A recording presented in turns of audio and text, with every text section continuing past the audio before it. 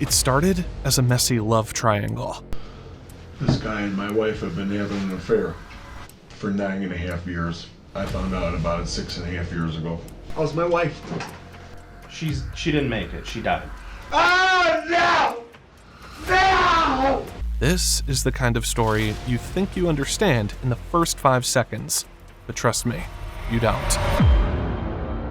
Crime Explorer.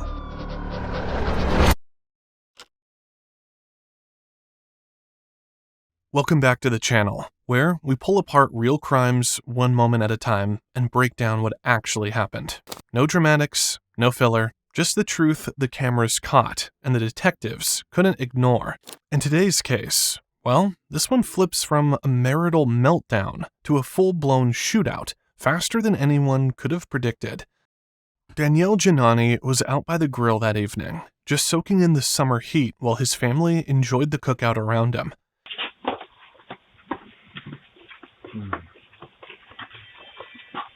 He had no idea that everything he knew, everything steady in his life, was seconds away from flipping over.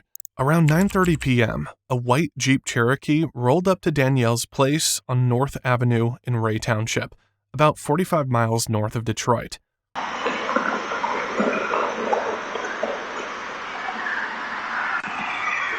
The food was done. His fiancée and kids had already gone back inside, and Danielle was still on the porch cleaning up. That's when the couple stepped out of the Jeep, Matthew Mollicone and his wife Kimberly, and the way Matthew walked toward him, Danielle could feel it in his gut. Trouble. He pulled his gun from his waistband and fired once into the air, right above Matthew's head, hoping it would stop whatever was coming.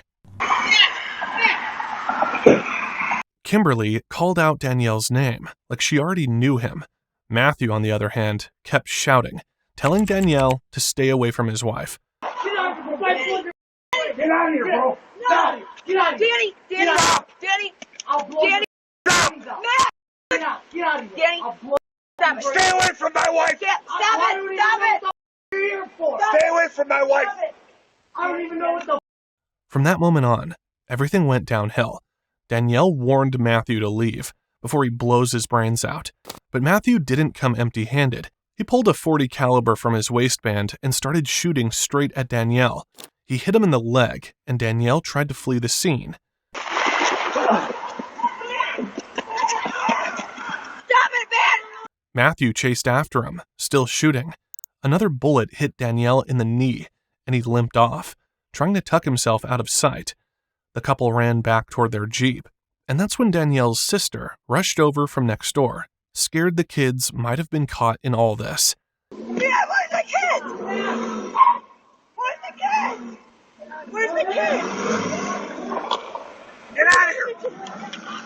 The whole scene was a mess, shots popping off, everyone scattered, nothing making sense. That's when she noticed the blood on Danielle and grabbed her phone to call 911. Right now, somebody just shooting in my house. What's the address? It was then multiple gunshots go off in the background as the car was reversing back in the driveway. Yes. Hello? I need an officer. I need somebody here right now. Somebody just shooting in my house. What's the address? Somebody just right Avenue. The car is a white. Listen, hold on. Listen. North Avenue? North Avenue. Who's shooting? North Avenue. Somebody's shooting that house. At your... Listen. Yes. At your house? Is anyone hit? I have my brother's hit. I have my How many people got hit? How many people got hit? My brother's hit. Where's he hit at? In his leg. Okay, they're still... Okay, listen. Are they inside your house or are they in the white Cherokee? White Cherokee pulling out now. The gunfight wasn't over. With an active shootout in a quiet neighborhood, first responders were sent right away. But before they even reached the street, another call came through. This time, it was Matthew, saying his wife wasn't moving. He told the operator a man came out of the house and shot his wife. Pull out a gun. Okay, what is the address? My wife's been shot. Okay. My wife's been shot. Okay. North Avenue just south of 29 miles. Police got there fast, but they couldn't just walk into an active gunfight. They stopped at the start of the driveway and used a loudspeaker to call everyone out from Danielle's home and the house next door, where his family lived. Danielle's father stood there, begging them to come in and help his son. Inside the house, there were a lot of people caught in the middle of all this. Danielle, his pregnant fiancée, his sister, her 2 young daughters, and both of his parents. He's in the Florida. Right now he's in the Florida. He's supposed to shot it. You need to palanca for my boy. I'm his father. He's in the Florida right now. They shot in the leg. The mother... Don't fight it. Lock it up for this son here. You don't the fence here. The officers figured the safest move was to get everyone out before stepping inside themselves. My mother and father coming out now. Can I come out with my children?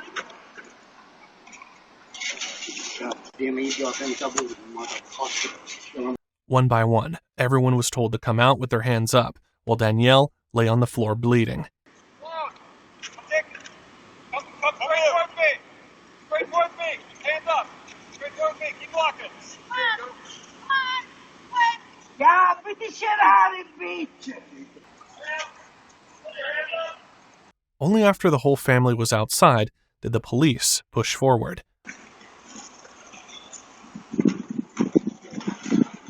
The doorbell camera caught them heading in, the same camera that, just minutes earlier, had shown Danielle laughing by the grill with his family. Sheriff what? Sheriff what? Throw your hands. On the ground, on the ground. On the ground. Face down. Face down. Once the house was cleared, paramedics were finally allowed to move in. They lifted Danielle onto a stretcher and rushed him out of the house.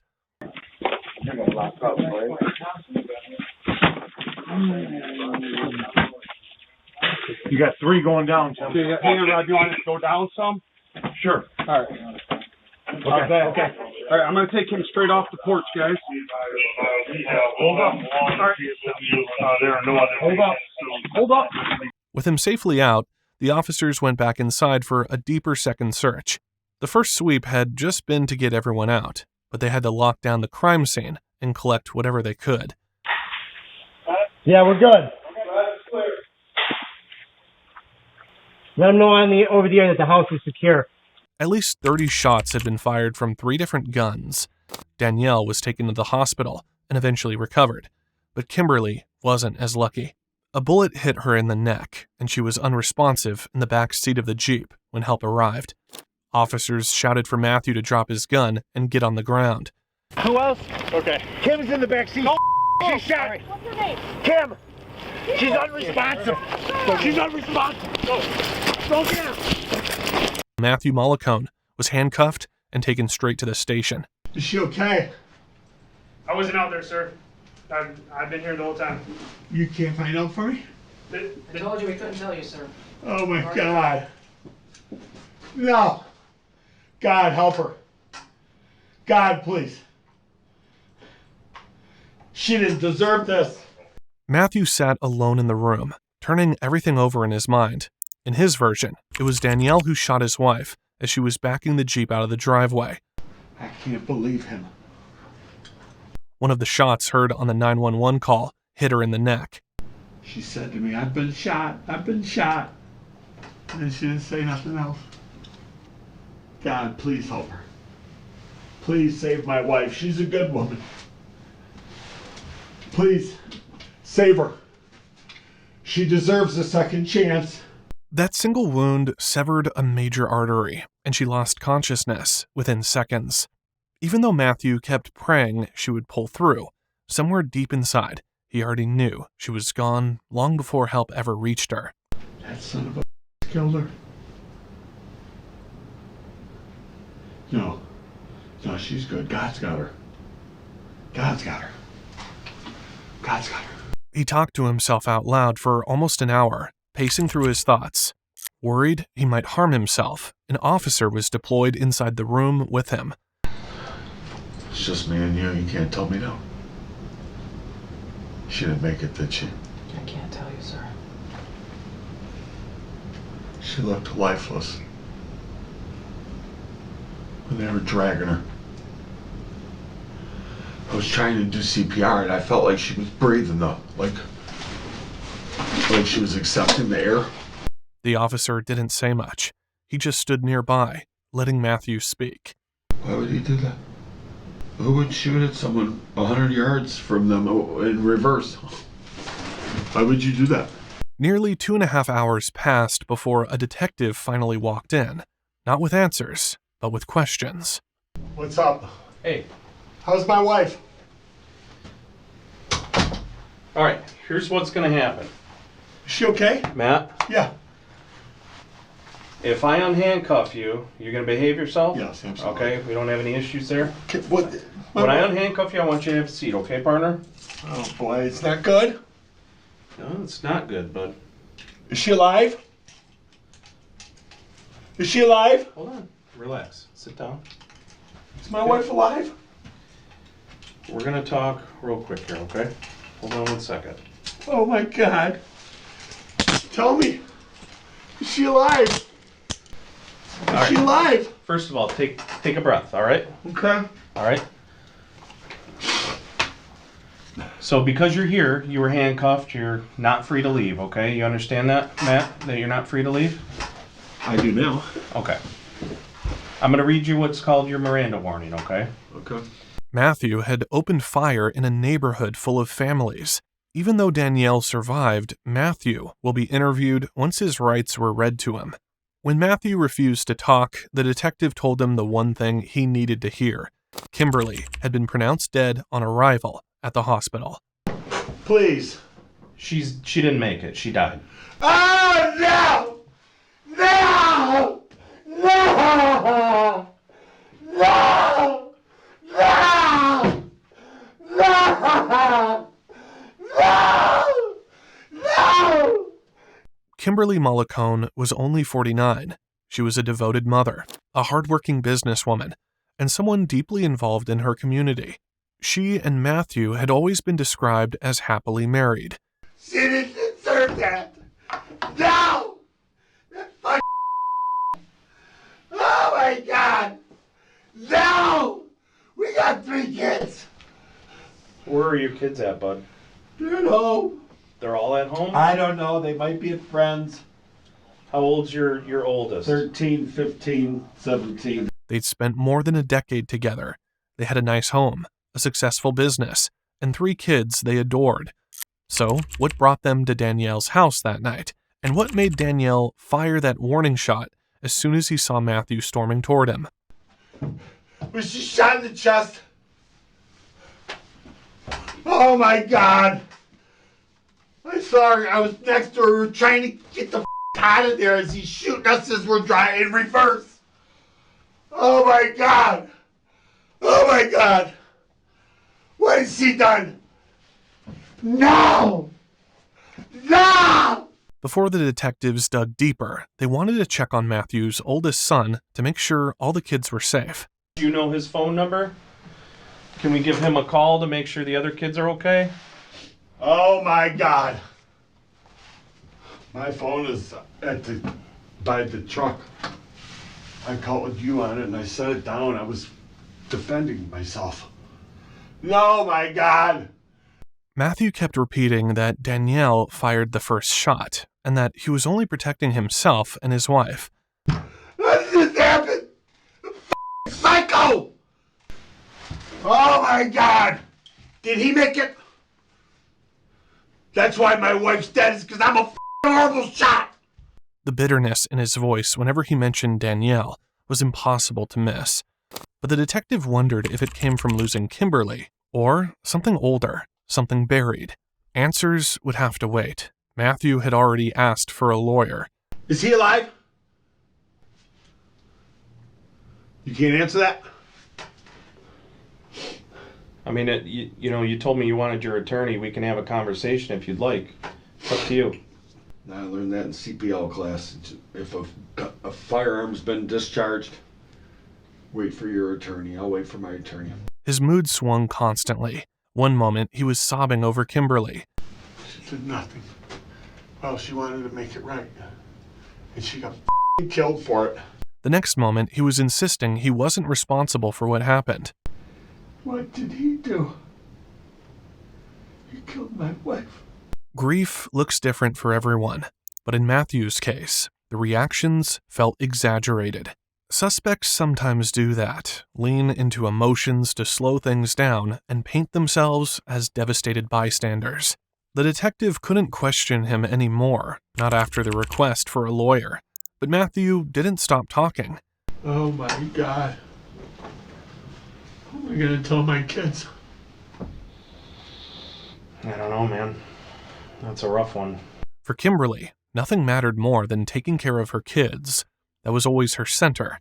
As Matthew sat there, he finally pulled himself together. So how does this work? If I give you a statement, can I go?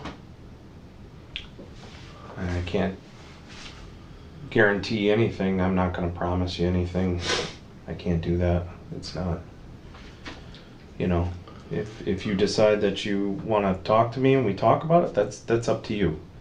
It's completely your right, as I read your rights to you, okay? It's completely... Why do you read rights to someone? Does that mean they're under arrest? He kept wondering if he was really sitting in that room because he tried to defend himself. I was arrested back there?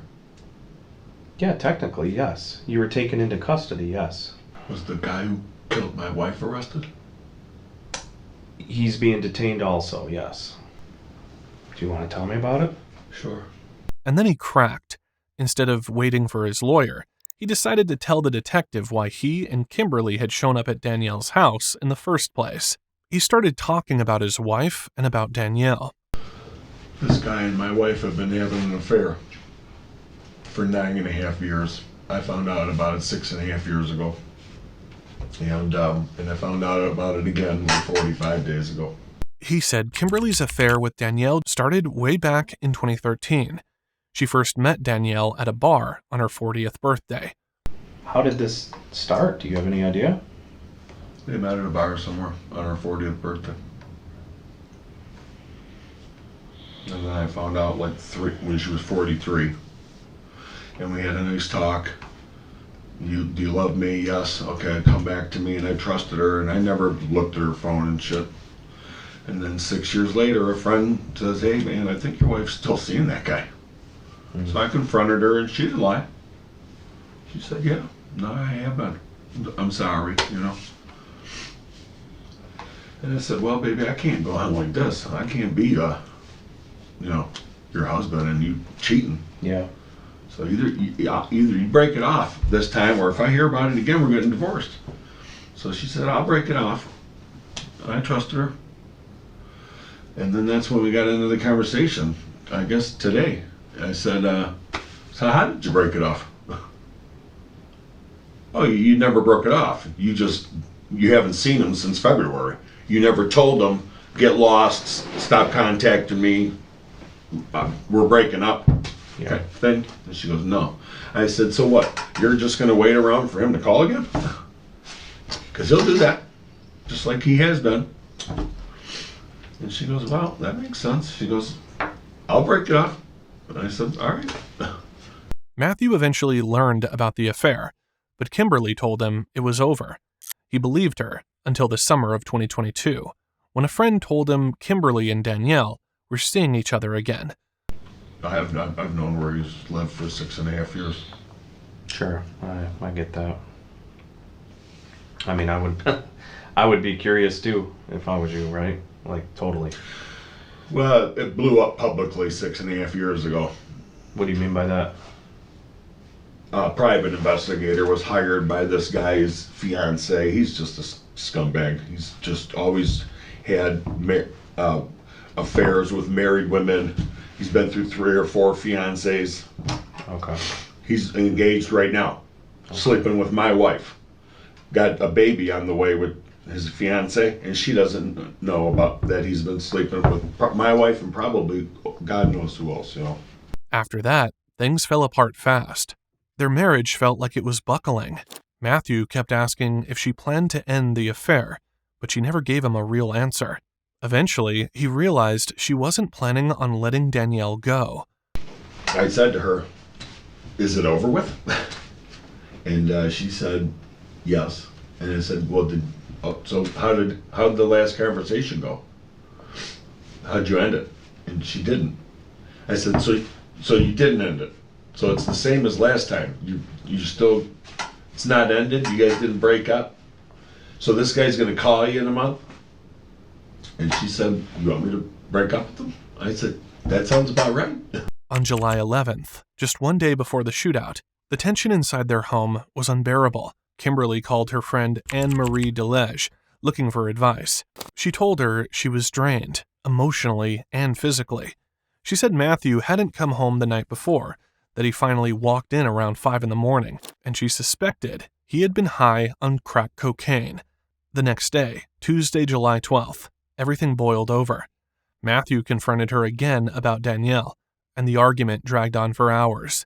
So tell me how this transpired today. You guys were at home when this conversation took place and you decided to leave, or how did that? Yeah. How did that happen? Like, how did you get on the topic? Like, what is this something that's been going on for a while? Like, Oh, I found out about it again 45 days-ish ago. I knew about it, like I told you. so like a month and a half ago? Yeah, I think so. Right on there. Maybe a month ago. How did you find out? From a friend of a friend. So you confronted her on it again? Yeah. And you said this has been going on for 9 years? 9.5 years. 9.5 years. And did they break it off at any point? No. Matthew told detectives they had been drinking, smoking marijuana, and snorting cocaine all day. Later, investigators found drugs, paraphernalia, and a gun safe full of firearms during the search of the home. By late afternoon, Kimberly was desperate to settle things once and for all. She suggested they drive to Danielle's house so Matthew could see her end the relationship in person. Was there any phone call to him or anything prior to you guys going up there? Did she try to call him, text him? I don't know what she did. I didn't. So you guys are at your house and you decide, let's go up there. Yeah. She also told him his presence would give her the strength she needed to finally close that chapter. We were going to the house for her to tell him, stop calling me, I'm done with you. He's engaged too, you know. Just a shit show. He's cheating on his fiancée, she's cheating on me, you know. So we went there for her to break, she was gonna end it. And I said, I'll go with you. Make sure it's safe there, because he's got him and the girl there. Oh my God. They were finally ready around 8:45 p.m., but right before getting into the white Jeep Cherokee, Matthew made a choice he couldn't take back. He opened his gun safe, grabbed a handgun, and tucked it into his waistband. By 9:30 p.m., they pulled up unannounced. You decide to go up there with her. Yeah, I wasn't gonna let her go alone.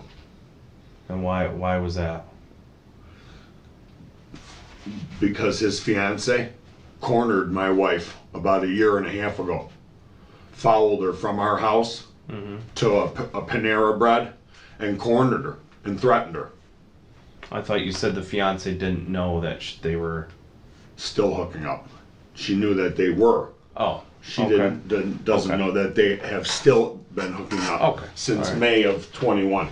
That's when she got confronted. At least that's what she told me.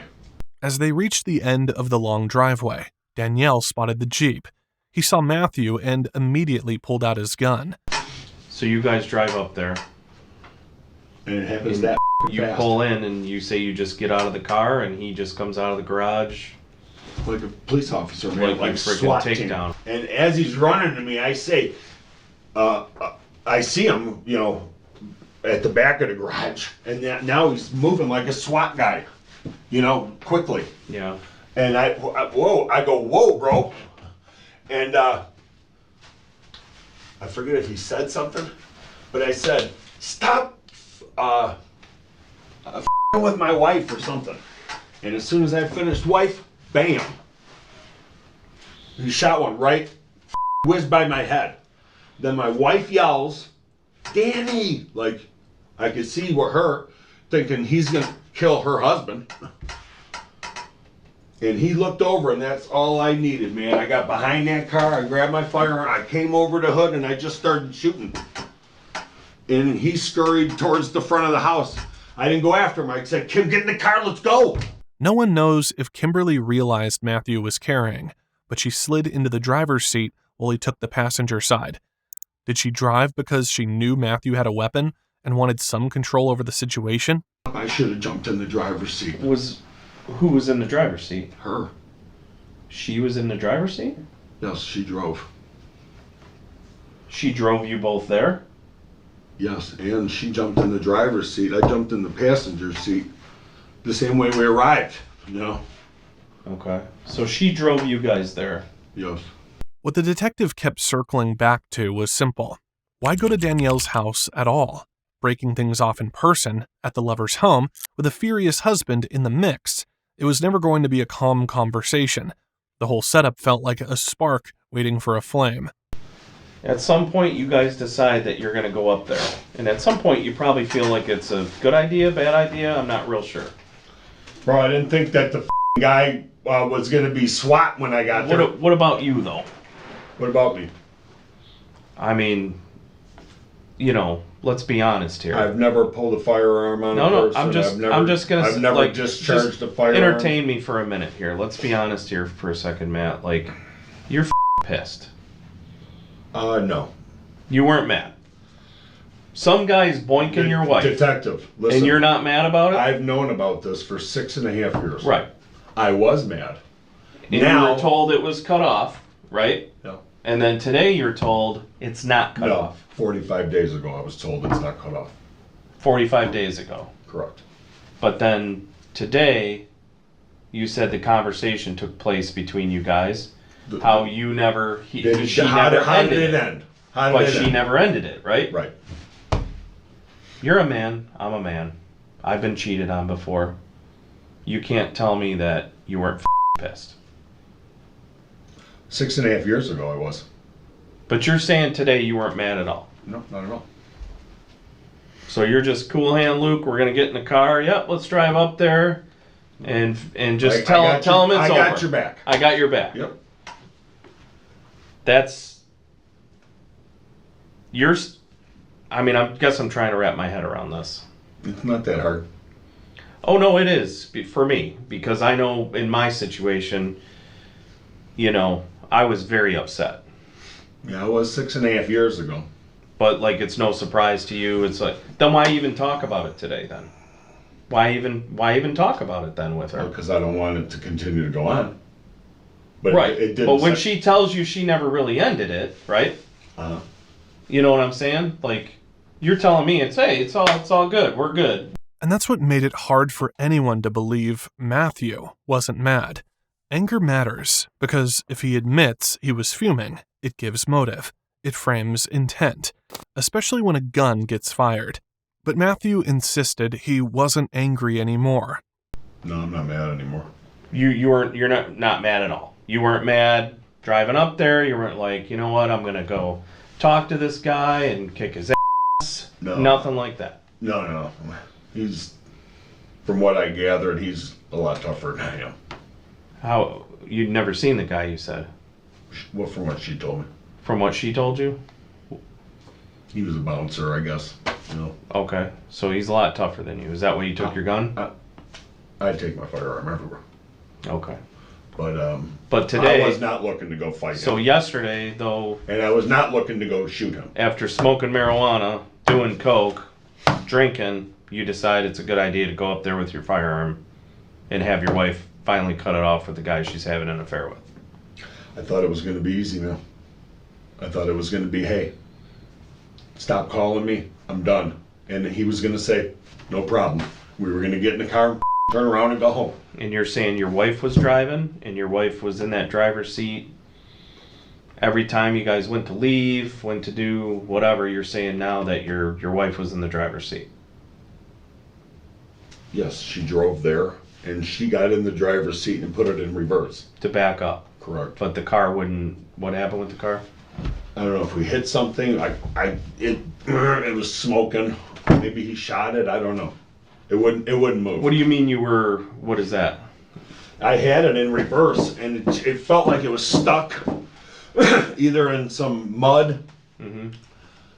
It wasn't going. And then it started smoking from the hood. And when I saw that, I got out of the car. So it was like, was it like, when, you had it in gear, but you were stomping Kim, on the gas? When Kim was shot, she fell over to the side. He's shooting at us at this point. I hop from the passenger into the driver, turn it, and it won't go. I got it, and I'm like this, you know? And it won't go. So then finally I put it in park and I get out and I go behind the vehicle, and that's where I called you. The gunfight became a blur of nonstop firing, shots crackling back and forth for a couple of minutes. The detective wanted to know exactly how many bullets Matthew carried that night. How many mags did you take with you? 2. 2? So what you had in the gun plus 2? No. Or just 2? 2. 1 in the gun and then 1 extra one? 1 in my pocket, yeah. You always carry 1 in your pocket? Most people who conceal carry don't walk around with extra magazines unless they expect trouble or plan on finding it. It didn't look good for Matthew, and he knew it. So he kept saying he didn't even aim at Danielle, claiming he wasn't even sure if he hit him. When I scared him off initially, I don't think I hit. It all happened too fast for me, okay? I've never discharged a firearm at someone before, okay? Yeah. I don't even think I was aiming for him. I just wanted him to get the away so we could get in the car and go. Matthew kept calling it self-defense. Danielle called it standing his ground. Both men had some legal footing. Danielle was having a quiet cookout with his family, minding his own business. Legally, when he saw Matthew charging at him in a way he perceived as threatening, firing a warning shot was legal. But that warning shot zipped close to Matthew's head, close enough that, for him, it felt like a life-or-death moment. So, he fired back. Matthew said his approach wasn't threatening. Danielle saw it differently. The detective's job now was to figure out if any of this was premeditated. If Matthew planned this confrontation, even partly, he would be facing serious charges. Matthew knew that too. I'm trying to understand why. Yeah, in hindsight, that was stupid, okay? That was stupid. Well, it makes sense for a husband who's pissed that his wife didn't break it off with her boyfriend.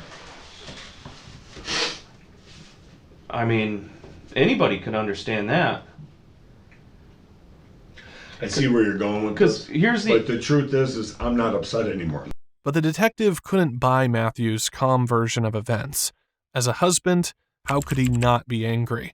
How could he walk into that driveway without being angry? I'm sorry, but I don't believe that for a second, Matt. And I don't think anybody else does either, because it just doesn't make any sense. You're going to go to the guy's house that your wife is having an affair with, and you're fine, you're not mad, but she's going to cut it off with him on a Tuesday night at his house with you there. In person. In person. No. That's the truth. That's the truth. Yes. That's what you're going to settle on, is that I'm fine, I'm not upset, I'm taking my gun with my extra magazine, we're going to drive high on cocaine and marijuana and drinking up to the guy's house, I'm not mad at all. And he's just everything's gonna get broke off and we're all set. That's the truth. That's the truth. Okay. And since he didn't believe him, the detective decided to give Matthew the version that actually made sense. Matthew was mad, things spiraled, and the shootout exploded from there. When I first found out, Matt, your wife's dead. Yeah. There's not a ton to be mad about anymore with that, because there's not a damn thing you can do about it now. Because you decided to drive in that car up there, because you wanted to confront this guy, and you wanted to be like, stop sleeping with my f***ing wife. And you got in that driveway, and you just saw that son of a bitch, and you decided to go after him. That's the truth of it. And anybody in their right mind could reason with that. They could say, gosh, I would probably do the same thing. Right? I mean, come on. But you're going to sit here and say, no, I'm not mad. We just decided to drive up there. It was no big deal.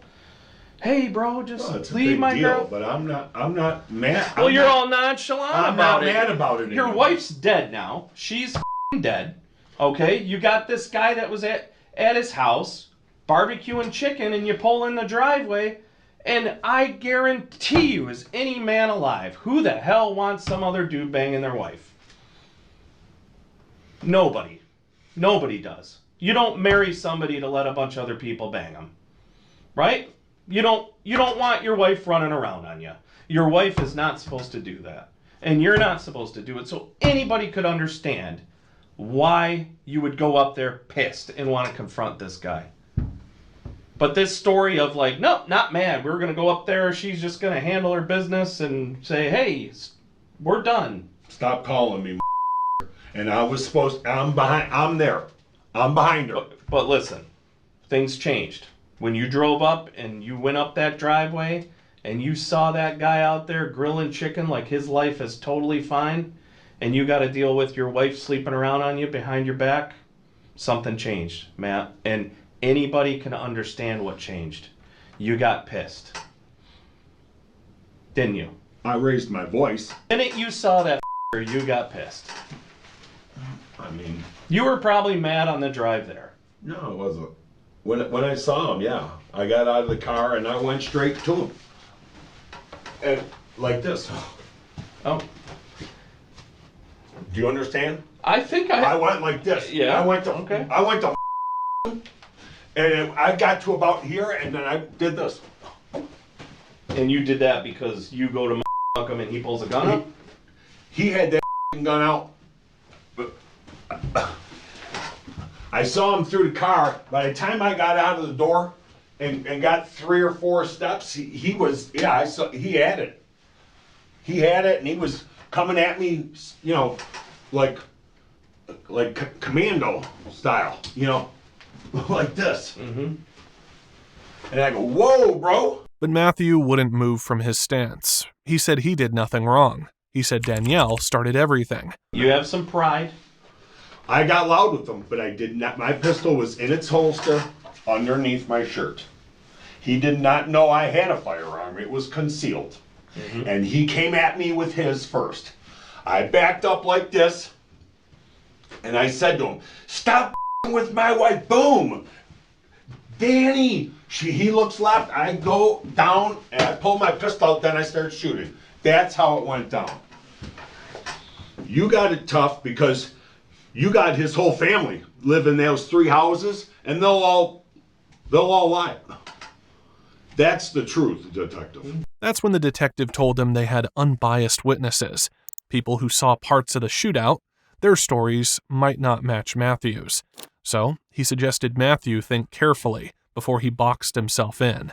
If these independent witnesses who have no ties friends to anybody else, oh, he's got that many friends, eh? They were at his house? Is that what you're saying? No. Nope. Detective, they live in the country. They don't have neighbors. I know where they live. I grew up there. They don't have neighbors.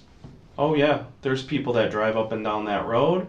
There's people that are out for walks with their dogs in fields around there. There's all kinds of people out there. One of those witnesses was Danielle's sister. She ran out in the middle of the gunfire, panicked and unsure if the kids had been hit, and that's when she called 911 while the Jeep was reversing. Do you remember pointing your gun at anybody else? I had people come. Yeah, I had people coming from the lawn, and I remember a girl, and I noticed it was a girl, and I let her go. I didn't know. So you pointed your gun at a girl? She was running at me. Okay. And she got to 10 feet from me. I was like this. Where's this guy? And then I went like, and then she ran behind the van. That's the only person. I remember seeing some other people on the lawn too running towards me. But she's the only one that got close to me before we got in the car. So, in the detective's mind, Matthew fired first, and now he was trying to build a path back to innocence, piece by piece, hoping something would stick. That's going to be easy to prove your theory wrong. Go check for blood in the garage or a bullet hole in the garage. Also the cameras. Okay, there you go. Beautiful. We got cameras. He's got cameras? Does he? I can't tell you all that. Well, I hope he does. You better, you'll look for those, correct? So, when detectives checked the property, they found cameras everywhere. On the house, on the neighboring houses, many of them pointing straight toward the driveway. And the thing about cameras is simple. They don't get confused. They don't panic. They just show what happened. One of the cameras, those Ring doorbell ones, one of the cameras was pointing right where you guys were. Okay, good. And you're telling me right now, this is true. You'll see. You're saying this exact story is true. What you described to me. Yes, I hope. And that's it. You're not leaving anything out. That's how quick, and that's what happened. But the story those cameras told wasn't the one Matthew had been selling. We'd already seen small pieces of the footage earlier, but now we get the full stretch. The couple pulled in right at 9:30 p.m. Kimberly was behind the wheel. Matthew rode shotgun, and the moment they stepped out, Danielle fired a warning shot into the air. And he wasn't afraid. He didn't look like a man backing away. He didn't have his hands up like he said he did. He was pacing around, leaning forward, like he was ready to rush him. Get out of here, bro. No! Get out of here! Danny! I'll blow your brains out. Get out of here! Danny! I'll blow your brains out. Stay away from my wife! Stop it! You're here for? Stay away from my wife! I don't even know what the Then the argument hit that point of no return. In the middle of all that yelling and moving, Matthew pulled his gun and just opened fire without any warning. One round hit Danielle in the leg, and Danielle took off running, while Matthew chased after him, still firing. Danielle was terrified at this point. He was limping, trying to get distance, while Matthew stayed right behind him firing shot after shot. Another round hit Danielle in the knee. Somehow, Danielle managed to get to cover, limping himself away from the line of fire. Matthew turned back toward the driveway, and right then he spotted Danielle's sister rushing toward the scene. Matthew pointed the gun at her, all the while teasing Kimberly that her lover is dead. He's dead! He's dead! Who else has a gun here?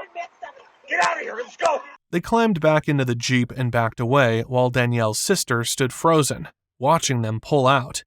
The instant they were clear, she grabbed her phone and called 911. It's a white Cherokee. My kids are here.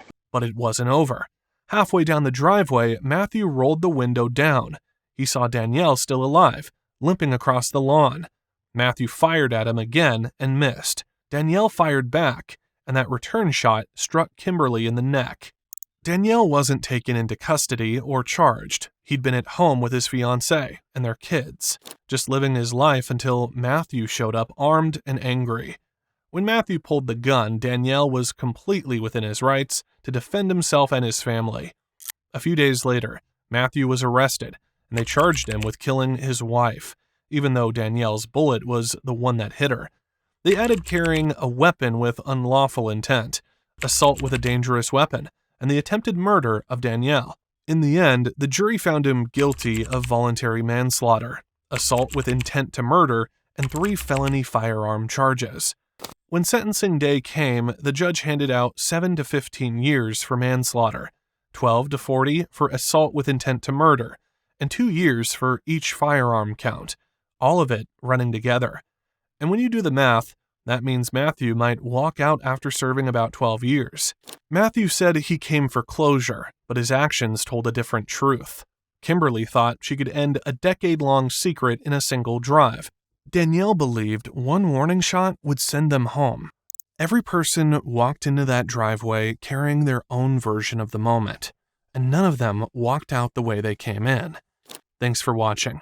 If you want more cases where the evidence flips the story on its head, make sure to subscribe, drop a like, and hit the bell so you don't miss the next one. Stay safe, stay curious, and I'll see you in the next deep dive.